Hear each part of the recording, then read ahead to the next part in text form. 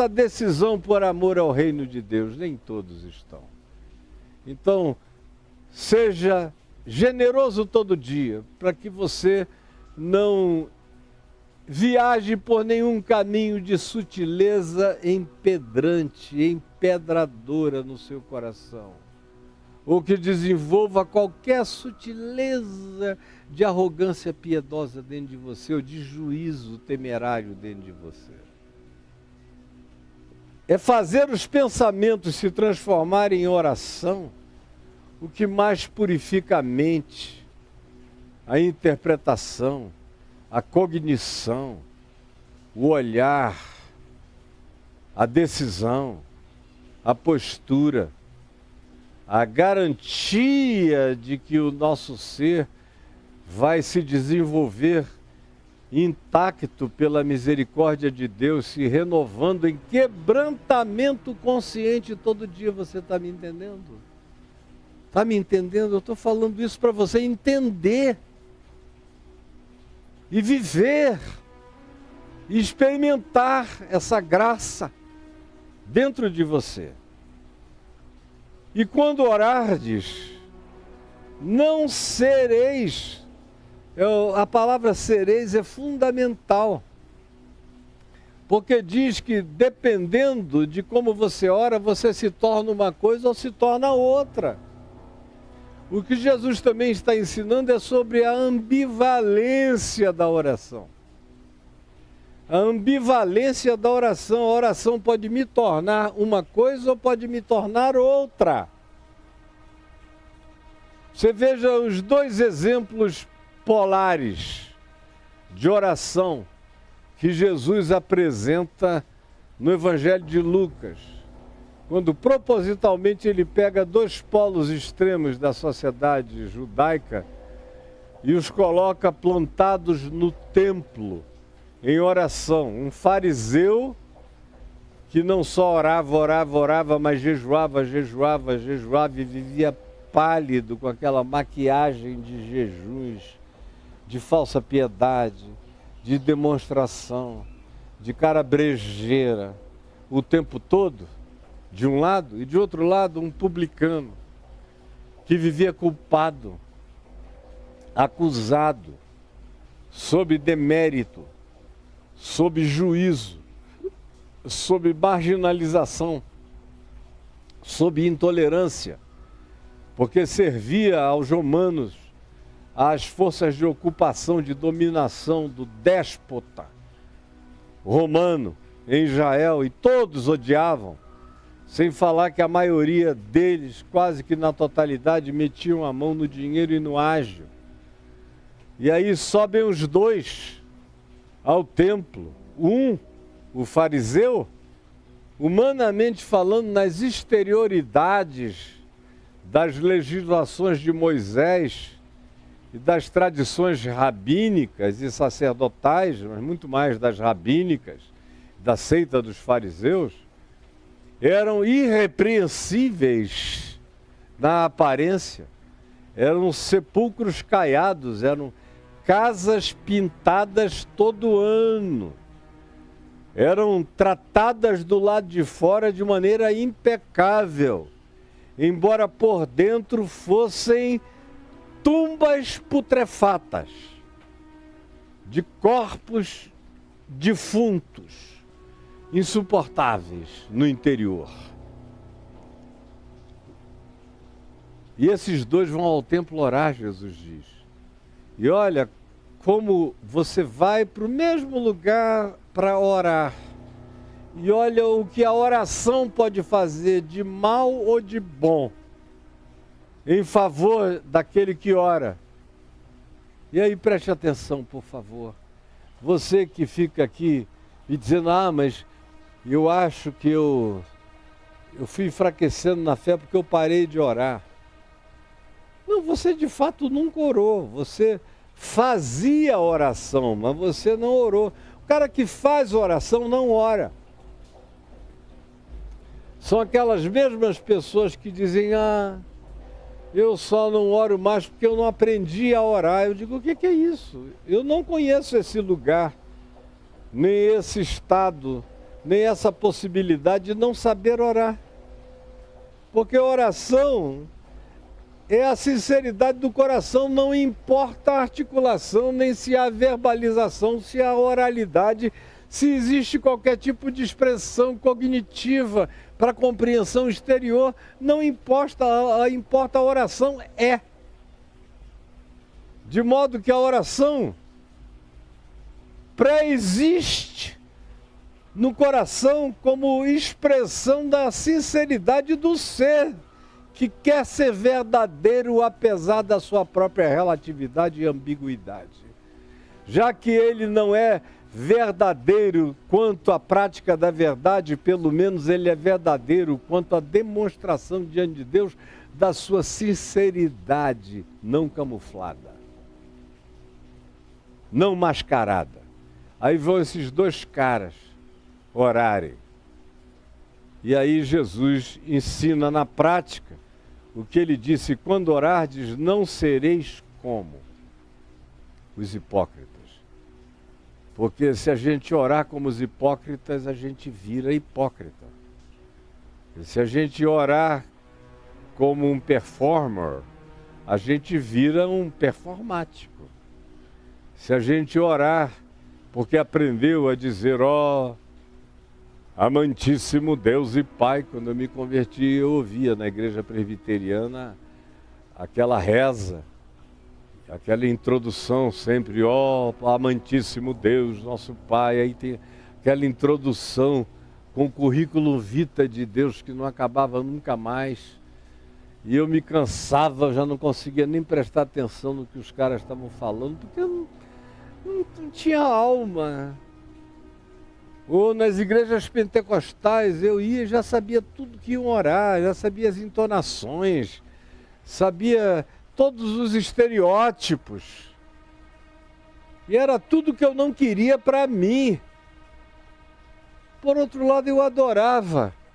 Quando eu encontrava um hippie que eu estava evangelizando, malucão, doente, dodói de tanto chá de cogumelo, de tanta maluquice, de tanto ácido, mas o cara ia entendendo e daqui a pouco ele falava, até no palavrão, olhava para os céus e, pai, que pariu, Deus, meu Senhor, e aos prantos. Eu estou aqui, eu digo, essa é a oração que o Senhor está aplaudindo. E os anjos também. Está saindo das vísceras desse publicano. Aí Jesus conta a história. Subiram ao templo para orar. O fariseu, o religioso, o impecável, o rei do exemplo, dizia, olhando para os céus, com todo orgulho de ser quem era, graças te dou, ó Deus, porque eu não sou como os demais homens, pecadores, iníquos, transgressores, alienados da tua vontade, das tuas doutrinas, do teu conhecimento. Mas eu jejuo 2, 3 vezes na semana, oro, dou o dízimo, cumpro todas as minhas obrigações e obrigado, porque tu não me fizeste como este publicano aqui ao meu lado, esse infeliz perdido que está aqui ao meu lado. Obrigado, Senhor. Enquanto o publicano ouvia a oração dele, porque esse tipo de gente não é ouvida nos céus. Elas só são ouvidas do lado. Só quem está perto ouve. Deus já tem os ouvidos tapados para um ente assim. Fala menos que ao vento. Fala ao nada, ao coisa nenhuma, enquanto introjeta perversão, doença e esfacelamento e fragmentação de caráter e do próprio ser. A pseudo-espiritualidade arruína a construção de qualquer caráter e de qualquer alinhamento entre mente, alma e espírito e destrói toda a cognitividade porque falsifica a interpretação de tudo. falsifica a interpretação de Deus, porque não falsifica a interpretação do próximo, da vida, da realidade, do mundo, da criação, de tudo à volta. Orar é uma espada de dois gumes. Ao lado desse cara que parece com você, que é a tua cara, que foi assim que você foi ensinado na religião, e só se sentiu muito seguro e começou a orar em público com voz alta, quando você aprendeu a fazer orações para o povo ouvir, e para impressionar o circo litúrgico, ao lado dele tem um cara que não consegue nem levantar a cabeça, segundo Jesus. E é Jesus quem está contando essa história, não é invenção minha. Jesus. O pecador não conseguia nem levantar a cabeça. Ao contrário, ele chorava e batia no peito. Batia no peito e dizia, ó Deus, ó Deus, ó Deus, tem compaixão de mim. Eu sou um pecador miserável, tem piedade, olha para mim, porque eu sei quem eu sou, me ajuda, eu quero me ajudar a encontrar um caminho melhor, olha para mim. Aí Jesus pergunta àqueles que o estavam ouvindo, uma assembleia de religiosos, qual dos dois homens vocês acham que voltou para casa perdoado, justificado, ouvido, atendido, acolhido diante de Deus? O fariseu ou o publicano? O santarado ou o pecador confesso, declarado, sincero, buscando misericórdia? Qual dos dois vocês acham que foi acolhido? E o silêncio é profundo numa hora dessa. E a seriedade deve ser interpretada por nós de maneira total. Porque quando orardes, Jesus diz, não sereis como. Significa dizer que a minha oração me torna alguma coisa. O meu modo de orar. Quando eu vejo esse garoto que eu vi menino, quando eu ia lá na Lagoinha, o André, que é um garoto comparado com a minha idade, ele era um menino. E quando eu ia lá, ele era um garotinho. Eu fui depois de um tempo quando ele já era adolescente, ou por aí. Eu fui depois de um tempo quando ele já era até pastor, mas nem apareceu para me ouvir, porque eu fui lá à revelia do desejo dele, em Belo Horizonte. Mas quando eu vejo o cara falar aquelas coisas sobre os seres humanos, chegar e dizer, olha, o Senhor Deus disse lá no Velho Testamento que é para jogar pedra. Hoje em dia é proibido, mas depende de você. Veja o que você vai decidir fazer com o que Deus mandou fazer. Hoje em dia a Constituição proíbe, mas você que sabe. O que você acha que uma evocação dessa produz no caráter de alguém? O que já produziu e o que piora nesse ser humano? Ou de todos os outros que você vê fazendo orações por riqueza, por dinheiro. Senhor, concede-me mamon.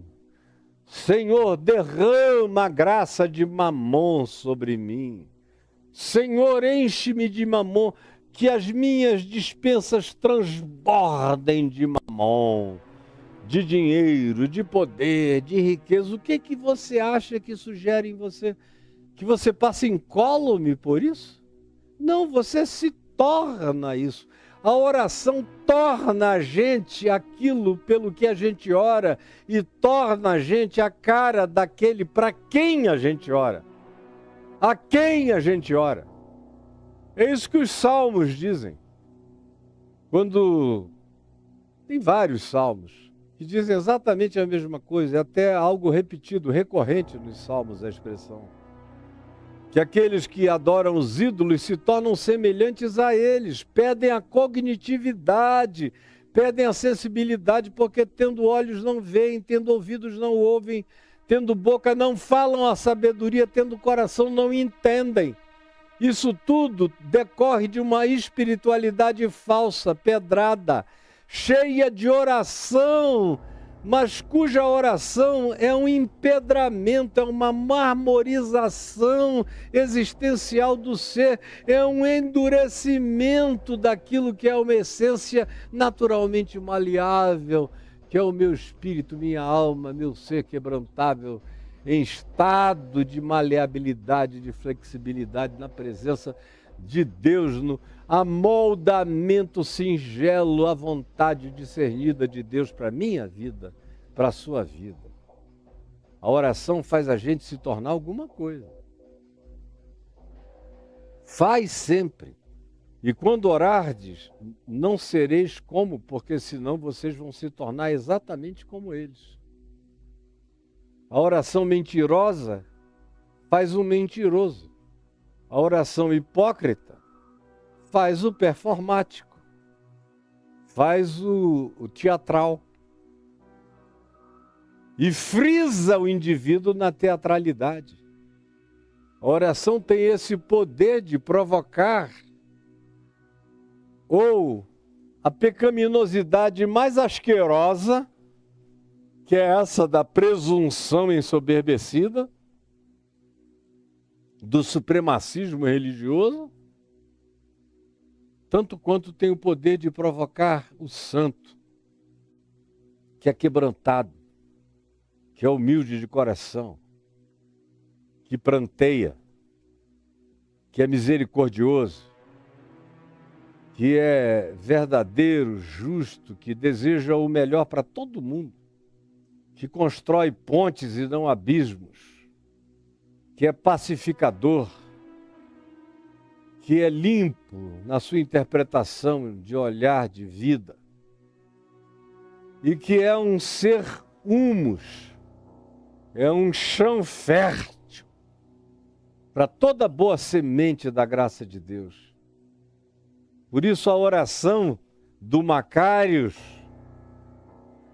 faz com que ele resplandeça a imagem e a semelhança de Deus cada vez mais, porque você vai ficando a cara daquele a quem você adora, a cara daquele a quem você se dirige, a cara daquele com quem você fala dentro de você. Dentro de você. Eu, quando falo com Deus, eu estou evocando Deus em mim, eu não estou invocando Deus para mim, eu invoco Deus sobre a vida daqueles que não o conheceram ainda, e eu evoco Deus na vida daqueles em quem Deus habita com consciência. De modo que a minha fala com Deus é uma evocação de Deus que me habita, não é uma invocação do Deus que não me habita. E tanto mais quanto eu ore com essa consciência, mais eu vou me tornando semelhante àquele com quem eu falo. E pode ser que você, de fato entendendo o Evangelho, sabendo quem Jesus é, como Ele é, praticando Jesus na sua vida, você vai ficando a cara dele.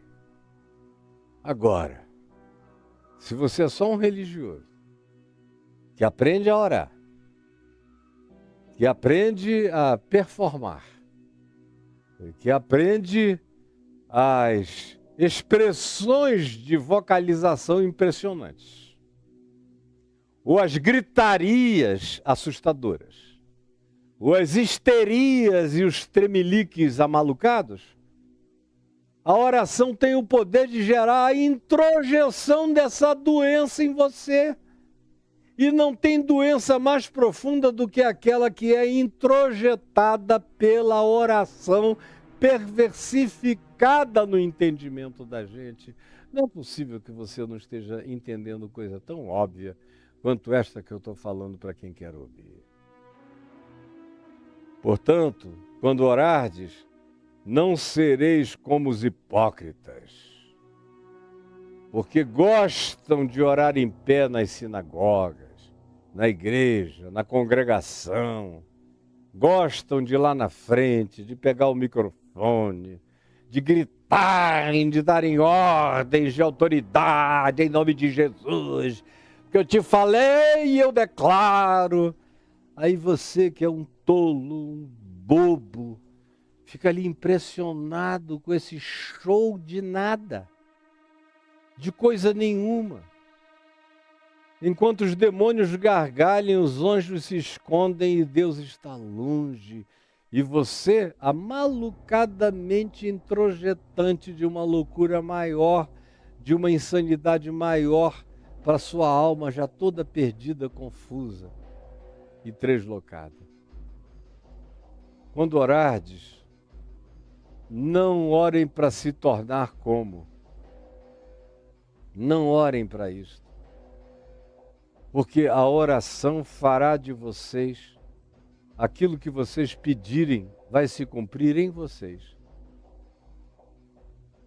O teu desejo contra o outro se realiza em ti, contra ti. O teu ódio, a tua antipatia intercessória pelo outro, como diz Isaías no capítulo 58, quando orais e jejuais pelos vossos próprios interesses, é o que adoece e arruína sua alma para sempre. Faz de você esse ente marmorizado, imutável e insensível, empedernido, impermeável, impenetrável, horroroso, que nem Deus pode ajudar. Pense bem no que eu estou lhe falando. Quando orardes, cuidado, porque a oração pode fazer você se tornar uma coisa horrível. E pode colocar você no caminho de uma teatralidade da qual você não vai mais saber sair. A oração tem o poder de transformar a pessoa em persona. Guarde bem isso. A oração que não é essa segundo Jesus, segundo o espírito do quebrantamento, da sinceridade, da pureza de coração, daqueles que choram com verdade e que alimentam o coração com pureza, com misericórdia, com graça, com paz, com desejo do bem. Se não for assim, toda espiritualidade é para fabricar uma pequena divindade arrogante dentro do seu coração que vai se tornar asqueroso, vomitável diante de Deus. Você vai se tornar um enjoo para o divino. Vai se tornar uma insuportabilidade celestial. Eu estou a ponto de te vomitar da minha boca, para com isso, porque você está intragável. Você se torna isso pela oração. Não sereis como os hipócritas, porque senão hipócritas sereis pela oração. Quando orardes, não sereis como os hipócritas, porque a oração dos hipócritas faz você se tornar um hipócrita pior do que os hipócritas que você originalmente imitava.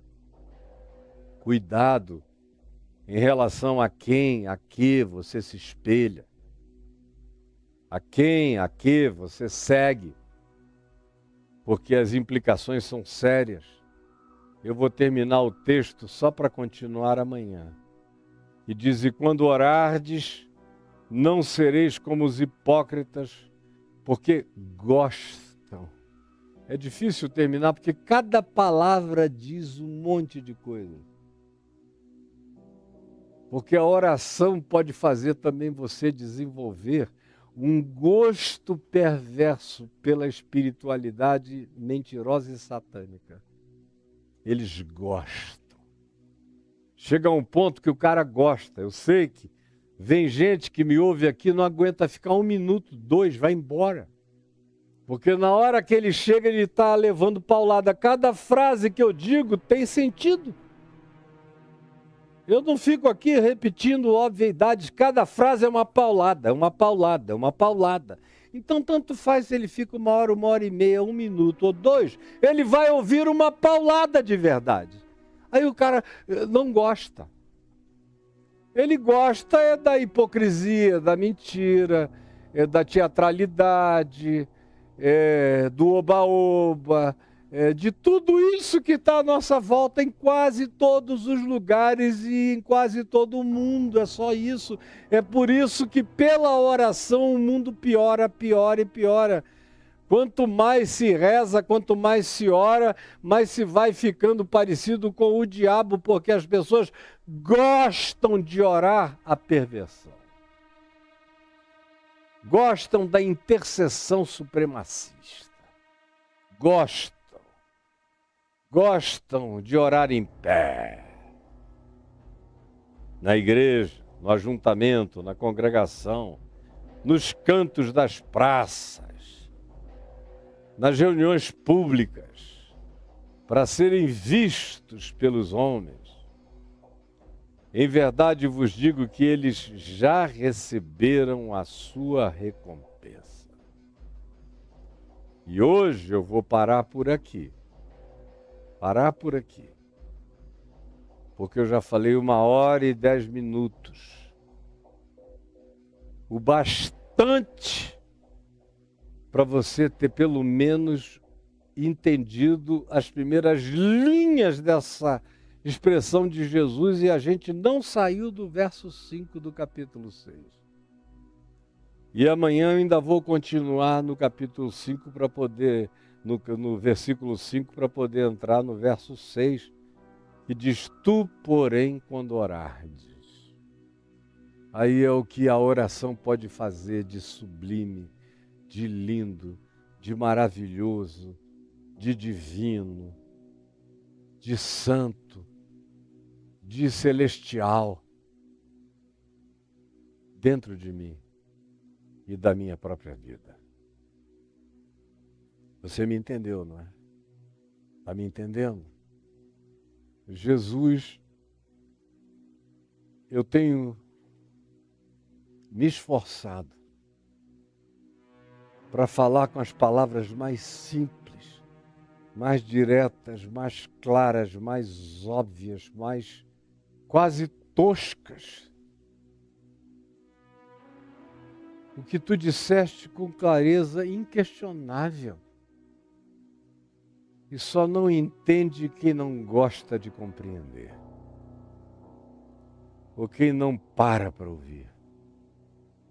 Eu peço que essa tua palavra seja revolução salvadora na mente, no coração, no entendimento, na vida, no ser, nos pensamentos, nos sentimentos, no caráter, nas posturas, nas atitudes, no comportamento de cada pessoa que está me ouvindo aqui. Que essa palavra seja regeneradora, seja um regênesis espiritual no coração de cada qual que queira acolhê-la e que abra o coração para ter prazer em ti. É o que eu te imploro, que tu próprio realize enquanto cada um faz o que pode fazer e decide o que pode decidir em seu próprio favor. Em nome de Jesus. Amém e amém.